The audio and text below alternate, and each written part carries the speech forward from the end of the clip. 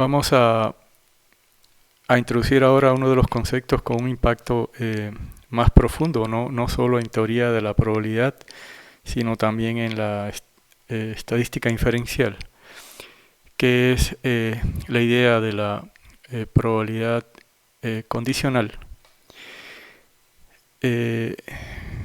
cuyo, veámoslo así, primer estudio ciertamente riguroso, ¿no? Se debe precisamente, para variar, a Kolmogorov en el texto este de 1933, que sirvió de base para que él estableciera digamos, el sistema axiomático que nosotros usamos y digamos, impusimos en el capítulo 2, ¿no? El texto original está, como se dan cuenta, escrito en alemán, es Grundbegriffe der Wahrscheinlichkeitsrechnung, pero existe una traducción, por lo pronto la que pudieran encontrar en este sitio, que entiendo que es una biblioteca digital totalmente legal, ¿no?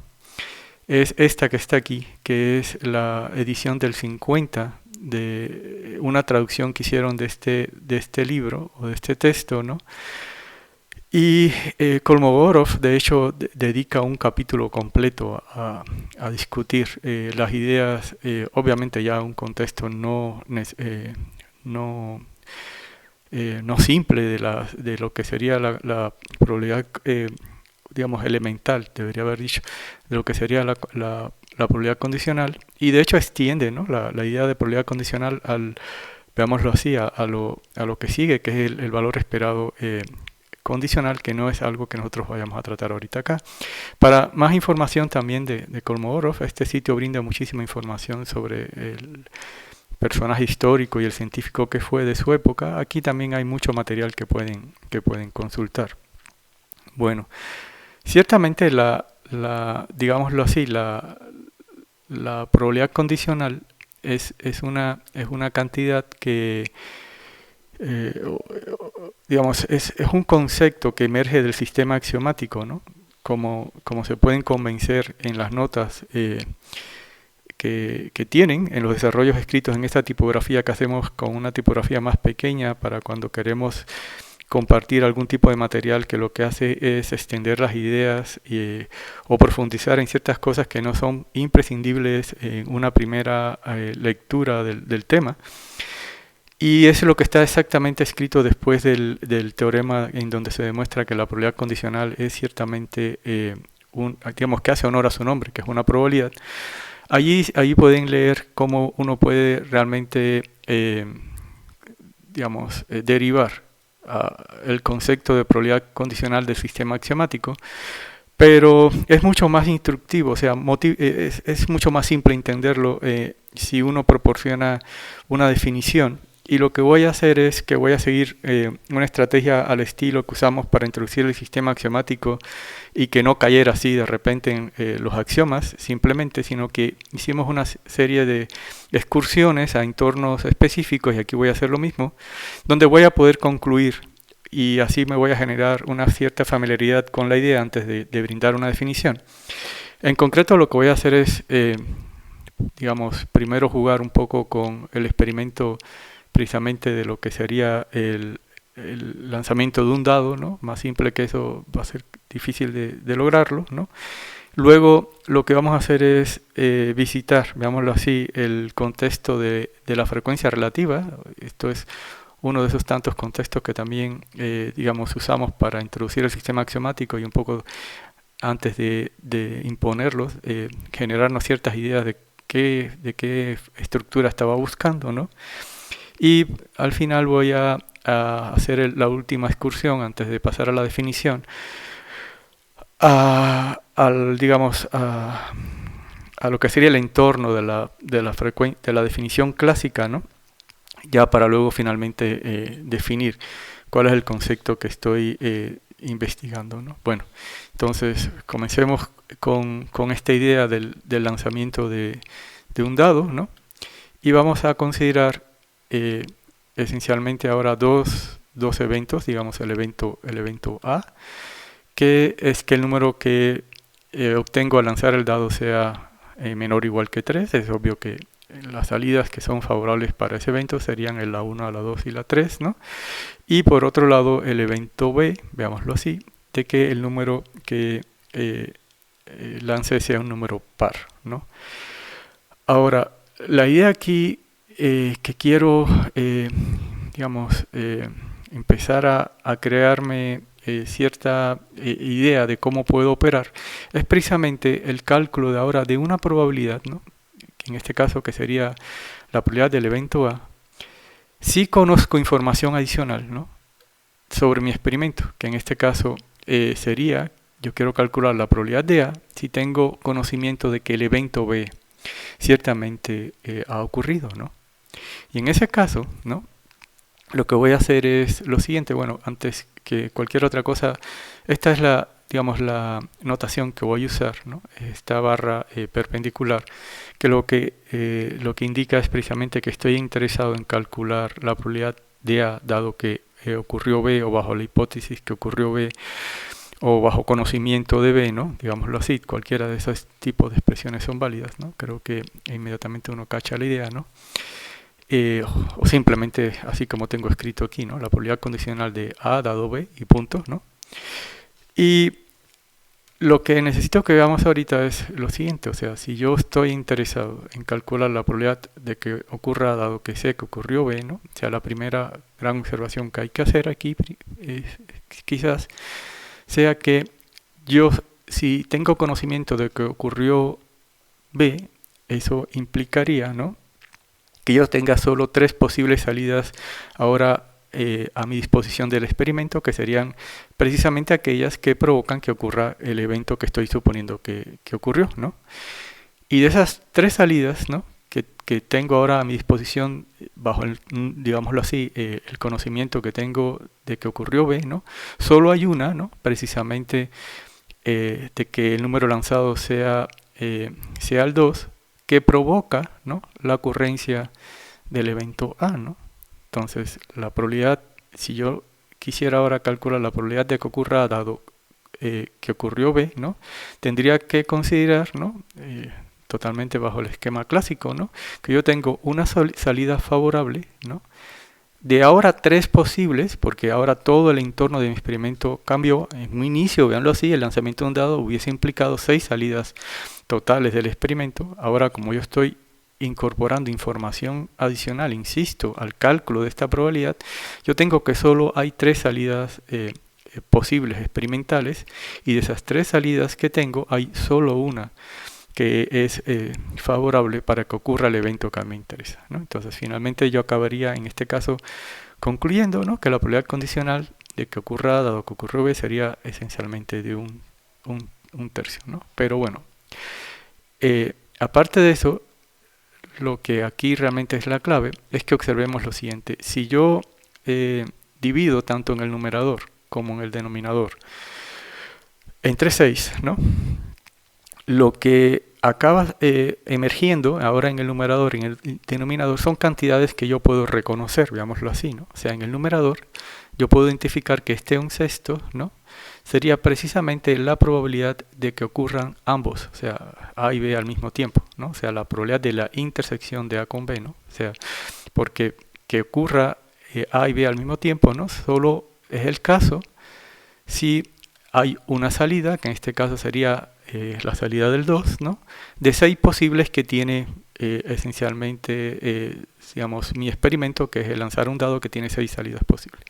Por otra parte, en el denominador, ¿no?, yo puedo reconocer de 3 sextos, ¿no?, precisamente la probabilidad de B, ¿no?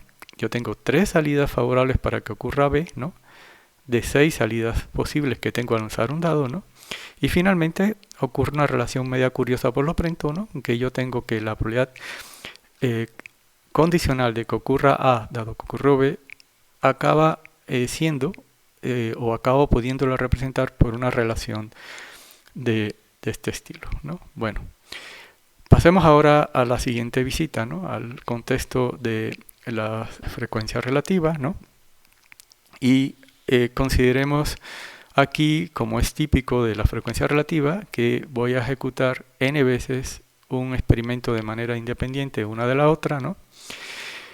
Y que en las n repeticiones de ese experimento, ¿no? Voy a observar que m de esas n veces, obviamente m tiene que ser un número más pequeño que n, ocurre el evento b. Y que en esas m veces que ocurre el evento b, k de ellas, obviamente ahora k va a ser un número más pequeño que m y obviamente más pequeño que n, ocurrieron el evento a y el evento b al unísono, veámoslo así, ¿no? Aquí está esta idea de la independencia, ¿no? En realidad lo que hace alusión es a algo que ya habíamos esencialmente también dicho a la hora de examinar la frecuencia relativa la vez anterior, es que los experimentos, digamos, cada vez que yo repito el experimento, ¿no? Las condiciones, ¿no? que están alrededor de este experimento, ¿no? O que lo caracterizan, si lo quieren ver así, van a ser las mismas, o sea, van a ser invariables cada vez que yo lo ejecute. A eso hace referencia esta idea de que ejecuto n veces de manera independiente un experimento, ¿de acuerdo? Bueno, ahora bien, si yo quisiera calcular ahora la frecuencia relativa del evento A, ¿no? Dado que ocurrió el evento B, ¿no? Voy a usar esta simbología de nueva cuenta, haciendo alusión con esta, digamos, con esta perpendicular aquí entre estos dos símbolos, ¿no? Que estoy calculando esta cantidad bajo conocimiento de este, ¿no? Sería entonces usar la misma idea que usamos siempre a la hora de ¿cómo decirlo?, de calcular la frecuencia relativa de algo, ¿no? Yo tengo que calcular al final del día una proporción. En el contexto que hemos estado usando antes de esta situación, en que yo tengo un conocimiento adicional sobre la ocurrencia del evento B, era simplemente la relación que guardaba las veces en que ocurría el evento que a mí me interesa, o sea, la frecuencia con que ese evento ocurría del número total de experimentos que yo había ejecutado, que en este caso sería n, ¿no? Pero aquí hay una condición adicional, que es, yo quiero calcular la frecuencia relativa de A precisamente bajo el conocimiento de que ocurrió B, ¿no? Y eso ahora hace que yo limite, veámoslo así, el número total de, digamos, de salidas o de experimentos, ¿no? De toda esa secuencia de n repeticiones que yo tengo, me voy a fijar en aquellas en que ocurrió el evento que estoy asumiendo, que tengo conocimiento que ocurrió aquí, ¿no? Y de esos m experimentos que yo estoy teniendo conocimientos de que ocurrieron en la secuencia total de n experimentos, ¿no? Obviamente voy a contabilizar aquellos en que ocurrió A, ¿no? Digamos, son aquellos salidas de mis experimentos que tanto A como B ocurrieron, y yo sé, por lo que decíamos al inicio, que de los n totales de experimentos que yo ejecuté, apenas k de ellos, ¿no?, ocurrieron ambos al mismo tiempo, ¿no? Bueno, dicho esto, entonces vamos a hacer un truco idéntico al que hicimos hace un rato con el dado, ¿no? Y observemos que obviamente la fracción permanece inalterable, por decirlo de algún modo, ¿no? Si yo divido tanto el numerador como el denominador entre n, ¿no? Y ahora lo que puedo hacer de una vez más es identificar qué cosa estoy observando tanto en el numerador como en el denominador, ¿no? Ahora observen lo siguiente, esta relación de k entre n, ¿no? No es otra cosa más que la relación que yo tendría que calcular si yo me propongo, ¿no?, calcular la frecuencia relativa de la ocurrencia de estos dos eventos al mismo tiempo. O sea, por definición de qué cosa es la frecuencia relativa, esa era la relación que guardaban el número de veces que ocurrió el evento que me interesa entre el número total de veces que yo había ejecutado mi experimento, ¿no? Y por otro lado, esta relación que tengo aquí en el denominador de m entre n es exactamente la frecuencia relativa de B. Recuerden que eso es precisamente el número de veces en que ocurre el evento B que a mí me interesa entre el número total de veces que había repetido mi experimento, ¿no? Entonces, veámoslo así, una vez más, la relación se hace palpable, ¿no? O sea, cuando a mí me interesa calcular, en este caso, pongamos estos términos, una cantidad relativa respecto a un evento dado que ocurrió otro, acabo calculando, veámoslo así, Recuerden que en el fondo la frecuencia relativa fue precisamente uno de esos vehículos que usamos para motivar el cálculo de la incertidumbre de un evento, ¿no?